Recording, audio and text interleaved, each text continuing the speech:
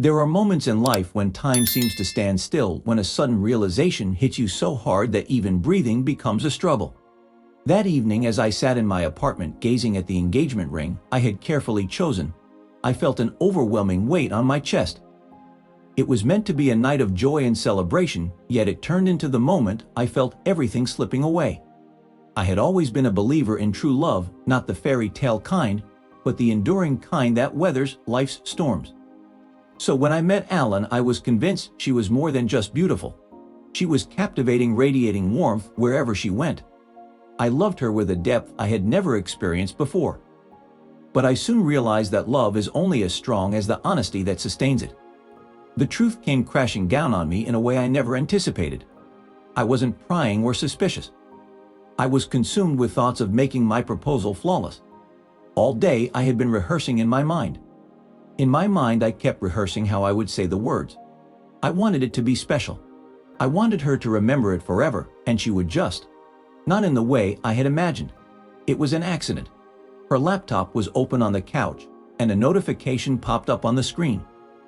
At first I wasn't going to look, but my name was in the message. My curiosity got the best of me. I told him I was working late. He has no idea I'll be at the bar in an hour. I can't wait to see you again. I felt my heartbeat in my throat. I read the message again and again. The words didn't change. My hands felt cold as I scrolled up my stomach, twisting into knots. The messages stretched back for months. This wasn't just a mistake. This was a choice over and over again. I couldn't move. I couldn't think. It was like my brain refused to accept what my eyes were seeing. She had lied to my face. She had looked me in the eye, kissed me, told me she loved me, while sneaking off to be with someone else. And the worst part? She had no idea I knew for a long time. I did not hear you as I was lost in my thoughts, contemplating the next step to take. The engagement ring still gripped in my hand, the weight of my decision bearing down on me. Knowing that this was a situation I couldn't easily fix, I hesitated to confront her just yet. Instead, a plan formed in my mind, a form of quiet and cruel justice. I carefully placed the ring in a small gift box, along with a note containing a single powerful sentence that would alter everything. I was going to ask you to be mine forever, but forever was never yours to give. With a sense of resolve, I arranged for a courier to deliver the package to the bar where she was meeting him. As I settled back in my chair, anticipating the events of the evening, I realized that the pain of heartbreak had transformed into a desire to witness the revelation of truth. I clicked the confirmation for the delivery order and contemplated the path ahead with the engagement ring. Her engagement ring, now en route in the hands of the courier destined for. At the bar, she was laughing, drinking, and assuming a different identity. I anticipated the arrival of the moment. Would she open it immediately? Would she recognize my handwriting on the note, or would a flicker of fear overcome her, the type that seeps in when you sense being caught? I desired to witness it unfold, so I grabbed my keys. Confrontation was not my current aim. Observing the commencement of her facade crumbling was all I sought. I craved to witness her reaction when she understood I was not the naive individual she believed me to be. The journey to the bar appeared lengthier than usual. My hands clutched the steering wheel excessively tight, my thoughts echoing every deceit she had uttered, each late-night excuse, and every "I love you" that now felt hollow. As I parked in the lot, I switched off my headlights and surveyed the entrance. And there stood Elin. She exuded an aura of nonchalance, chatting with someone other than me. Next to her stood a man taller than me, clad in a lavish jacket that exuded wealth and arrogance. His hand rested on her lower back, and she made no move to push it away. Instead, she leaned into him, reveling in his company as they shared a laugh. Despite feeling a sharp tug of unease within me, I refused to let it overpower my emotions. Not just yet. Glancing at the time, I anticipated the imminent arrival of the package. Remaining in my car, I observed their entrance into the bar. The heaviness in my chest no longer resembled mere sadness. It had morphed into a chilling final sensation. Minutes dragged by until, peering through the expansive windows of the bar, I witnessed a delivery person stepping inside with a small gift box, my carefully chosen present. Leaning forward, I remained fixed on the unfolding scene, hardly even blinking as he made his way towards them. Seated alone, she raised her glass for a sip just as he presented her with the package, prompting a swift change in her expression. from confusion to surprise, and then to something else entirely. Moments of hesitation passed as she glanced around, half expecting to see me intervene. However, this time I wasn't going to come to her rescue. Setting her drink down slowly, she gingerly unwrapped the box, her fingers trembling slightly. The instant she lifted the lid, I could pinpoint the precise moment when she read the message inside. The note sent a shock through her body, causing her to stiffen and her breath to hitch. As she gazed up at her date, her lover, panic was evident in her eyes for the first time that night. She nervously scanned the room, perhaps in search of reassurance, hoping to find me waiting to corroborate her fabricated stories. However, I was not inside but outside, observing her world teetering on its axis. Her lover leaned over to peer inside the box, his expression shifting from confusion to curiosity. Although I couldn't hear his words, I could see his lips move. I watched as she snapped the lid shut, her hands trembling. In a hasty and sharp response, she replied to his inquiry, but he remained unconvinced. It was the first time that evening she seemed to lose control, and it only deteriorated from that point onwards. As her lover tried to examine the contents of the box, she snatched it away, causing a visible tension between them even from my distant vantage point. Unexpectedly, he burst into laughter, a reaction devoid of amusement. Alan's face turned a deep shade of red as a mocking chill engulfed him, making her seem like a punchline. Her jaw clenched as she hastily stashed the box into her purse, downed her drink as if seeking courage, but it was too late. The man she had risked everything for offered no comfort, no soothing words. Instead, he coldly reached for his phone, his expression inscrutable as he scrolled through it. With a curt comment, he rose to leave without a touch or a comforting gesture, leaving Alan frozen in shock. The words he uttered drained the life out of her, evident in her motionless form, hands clenched on the table, a tumult of emotions swirling across her face. Just as her phone illuminated, likely with an expected caller, she hesitated before answering. Watching her intently, I steeled myself and finally spoke, ready to offer support. Revised. W asked, "How does it feel?" There was silence before she finally found the courage to ask, "Where are you?" I couldn't help but let a slow smile appear on my face despite her inability to see it. "Not where you are," I replied before hanging up. A sense of relief washed over me for the first time that night. The situation was far from over.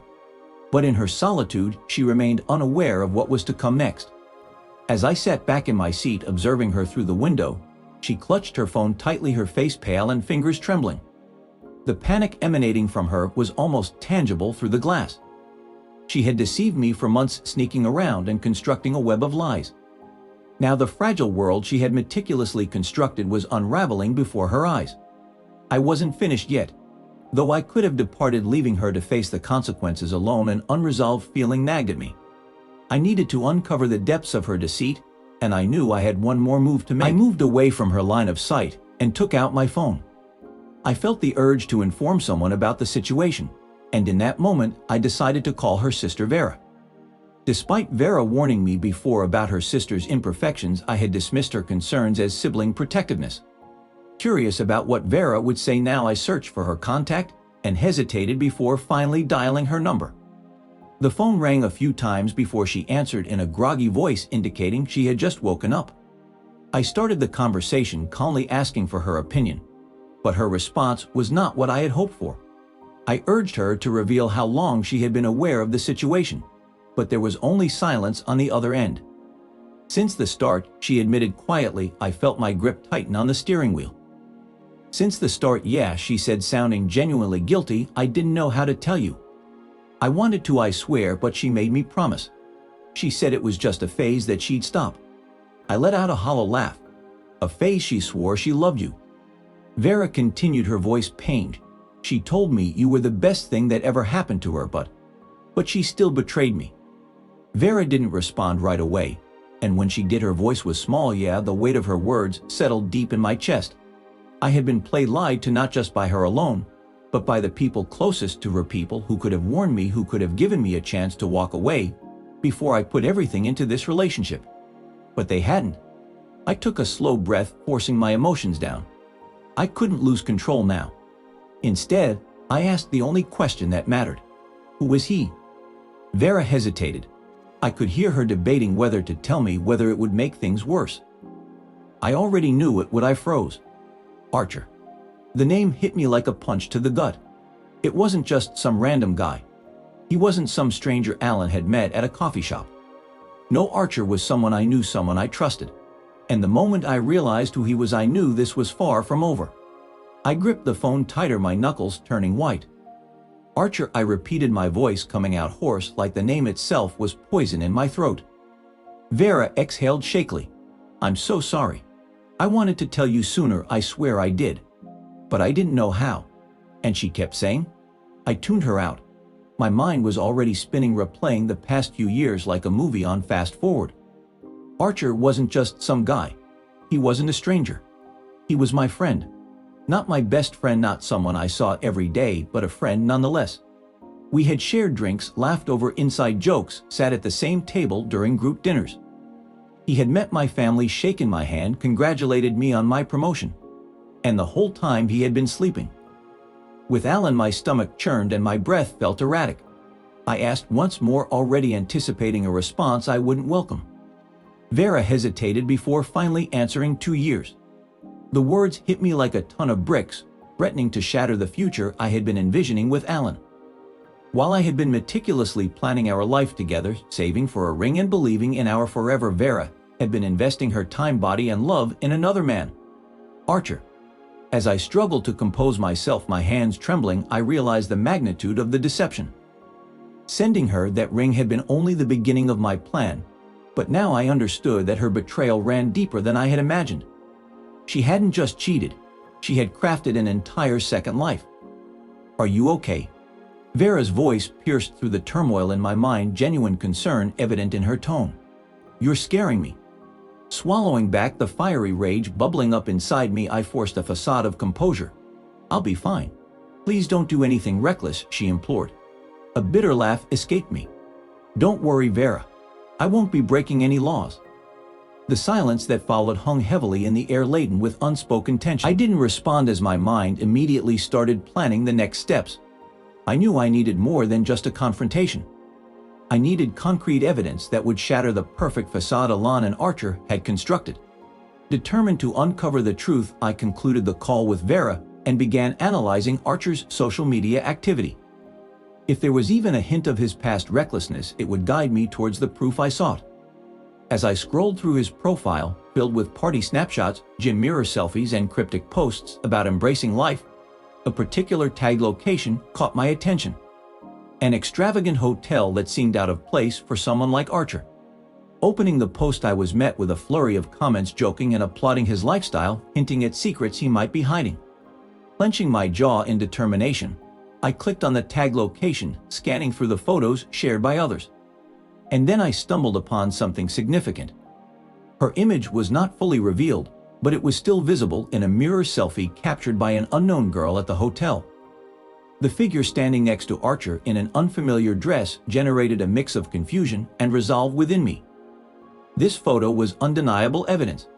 I didn't plan to just confront her. I intended to uncover the truth. The following morning, fueled by a surge of adrenaline and resentment, I was determined to end her deceit. She was likely at our apartment, putting on a facade of the perfect girlfriend, waiting for my return so she could feign normalcy. But I wasn't going to play along. Instead, I sent her the incriminating image without a single word or explanation. As soon as the message was seen, my phone started buzzing incessantly with unanswered calls. I chose not to respond. The phone buzzed again, this time with a frantic text. Where are you? Please. He demanded talk to me, followed by another plea to explain. I almost chuckled. Explain what exactly? That she had deceived me for 2 years. That she had professed love to me while carrying on with another man in secret. She didn't need to bother trying to explain. I took action by opening my laptop, attaching the incriminating photo and sending it to Archer's girlfriend. Yes, he had one too, shattering their perfect facade. As I pressed send, a sense of satisfaction washed over me, a small respite amidst the turmoil that had consumed me. Despite the loneliness looming, I refused to answer the calls for solitude. Another message arrived begging for an explanation. But what was there to explain? That she didn't intend to hurt me? That it was all a mistake? No words could undo the web of lies woven over those 2 years. I wasn't going to waste another moment on her manipulative excuses. Having been fed by her for years, instead I powered down my phone and waited patiently. It didn't take long. Less than an hour later, my apartment intercom buzzed. I was well aware of who it was. I chose not to respond. The knocking grew more insistent, a sense of urgency evident in each rap on the door. Standing just out of sight, I whispered to myself, hearing her continued attempts to reach me. "You're panicking, aren't you?" I nearly felt sorry for her almost. But then the memories flooded back. The deceit, the secret liaisons, the shared laughter in a bar that wasn't with me. I recalled the stolen moments, the broken promises, and the betrayal that cut deep. The flicker of pity vanished in an instant. Another knock echoed through the apartment. "Please, I know you're in there." I remained still. A moment passed, followed by her voice, now softer and trembling. "I'm sorry, okay? I need to talk to you." I stayed silent, the heavy silence stretching between us like a tangible barrier. Finally, I heard her shaky exhale and her footsteps receded down the hallway. I waited a few moments more before allowing myself to breathe again. Moments ago, I peered through the peephole to find that she had already left, but I knew our conflict was far from resolved. She was not one to retreat without a fight, and neither was I. Later that evening, I powered up my phone, and as the screen illuminated, a flood of notifications inundated me. Missed calls, texts, voicemails. And they were not all from Alan. There was also a message from Archer's girlfriend. It was brief and to the point. "Call me." Without a moment of hesitation, I dialed her number. The phone rang twice before she answered. Her voice was composed but tinged with anger simmering just beneath the surface. "How long have you known?" she demanded. "Not long," I replied. "I only found out last night." She let out a slow, bitter sigh. I had my suspicions, but I never had concrete proof. Not until now. The weight in her words resonated with me. It mirrored the hollow realization that had struck me when I first discovered those incriminating messages. The gradual comprehension that the life I had believed in was a facade. "I sent you the picture," I told her, "but I have more." There was a prolonged silence before she spoke sharply. "Let's meet." I blinked, realizing that a crucial confrontation was imminent. "I need to see everything you have." There was a pause, then a softer tone followed. "And I believe you need to hear what I know too." I hesitated, feeling a chill run down my spine at the way she said it. This had evolved beyond mere infidelity. It now hinted at something larger, something more sinister. We arranged to meet at a quaint cafe tucked away from the bustling streets. I arrived early, clutching a folder filled with screenshots, printouts, and messages. The proof I had meticulously gathered over the past day. She walked in a few minutes later. I had encountered her briefly in the past. She exuded elegance in a manner I could never achieve, composed and collected. However, on this occasion, there was a tempest brewing in her eyes. As she seated herself, folding her hands together, she wasted no time getting to the main point. "I understand why she picked Archer." I furrowed my brows. "What are you implying?" Leaning in slightly and lowering her voice, she disclosed Archer isn't just some average man she fell for. He comes from wealth, more than you realize. I shook my head in disbelief. "That can't be true. I know Archer. He's employed." She abruptly interjected, "That's just a facade. His family possesses significant old money." Money and Alan. She's not just being unfaithful, she's leveraging her relationship. My stomach sank at the revelation. "So you're suggesting she's manipulating him?" She chose her words carefully. "I'm indicating that her intentions with you were never long-term. You were the safe choice while Archer represents an advancement." Her statement struck me like a blow. Suddenly, everything fell into place. Her emotional distance, gradual retreat over the past 2 years, and her indecisiveness between us. She had been biding her time, assessing the situation, ensuring Archer was a secure option before leaving me. With my actions laying bare the truth, her safety net was vanishing, and she was panicking. Inhaling deeply, I clenched the table. "I've sent her the ring," I confessed, "and I've sent him the evidence." She arched an eyebrow, and I smirked. "She's rapidly running out of options." Leaning back with crossed arms, she remarked, "Well, I have one last move to make." Puzzled, I questioned, "What do you have in mind?" Retrieving her phone, she scrolled briefly before showing me the screen. It displayed an email, an address linked to Archer's with the annotation. She had attached every single screenshot to the email, every single photo. Every single lie. It all felt like a game to her. With a cold voice, she remarked, "Let's see how she likes losing." And in that moment, everything shifted. I sat there observing her phone screen, the email waiting ominously in the drafts folder. It was no longer just a matter of betrayal. It had escalated beyond that. She believed she was outsmarting me playing chess while I was left playing checkers. Little did she know her arrogance had already determined her fate long before I uncovered the truth. Gazing at Archer's now ex-girlfriend, I detected the same fiery determination in her eyes that mirrored my own resolve. It wasn't merely about seeking revenge. It was about seeking justice. I questioned her decision cautiously. "Are you sure about this?" Her response was unwavering. "He may think he's untouchable, but once his family discovers his true nature, they will disown him without hesitation." I nodded, taking a deep breath. This wasn't just about seeking revenge on Alan. It was about demonstrating to both of them that there are repercussions for their actions. She tapped the screen, and in an instant the email was sent. A peculiar sense of peace washed over me. It was finished. Now all that was left to do was to witness the fallout, the initial domino falls. The following morning my phone was already ringing before I had a chance to open my eyes. I chose to ignore Alan's calls and her texts. The moment she picked him over me, she forfeited the privilege of speaking to me. However, the unexpected message came from Archer's father. It was concise and to the point. "Meet me today in my office."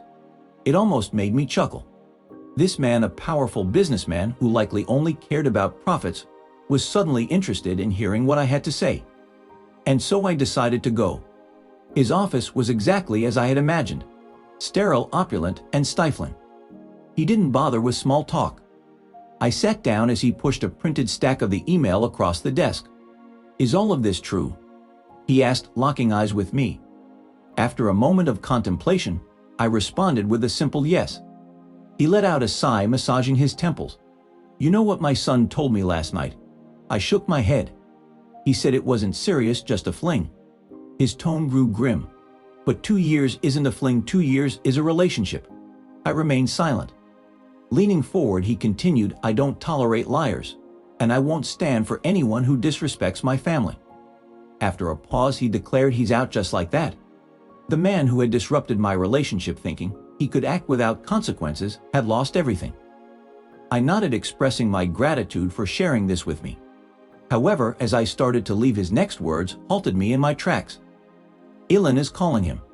I turned back. What? Is she panicking now that everything's falling apart? Trying to cling to him now that he's lost it all? His expression twisted into a humorless smile.